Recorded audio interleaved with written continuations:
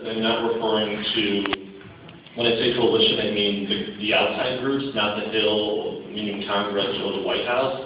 I would say that the groups, though, some took a more conservative approach and some took a very strong activist approach. And while, because I had previously worked at the Human Rights Campaign, which a lot of people would think is not that far out there compared to Get Equal, for example, in terms of the activism and what, and the pushing. Yeah.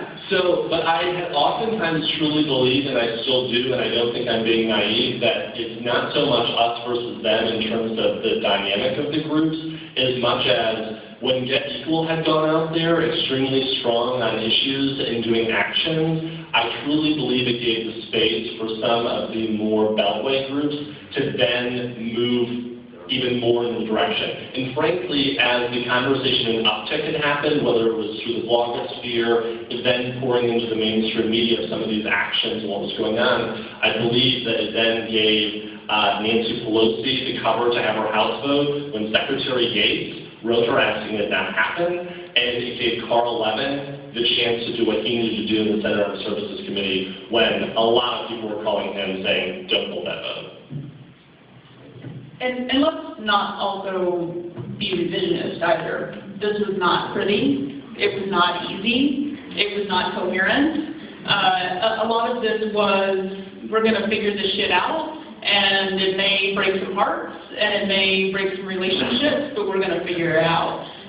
So I also don't want to pretend that it was pretty all the time. But I think, what Trevor said is right. Get Equal strategy is to create space for folks who are at the table, who are having the meetings, who have some power to create more space and more power for themselves.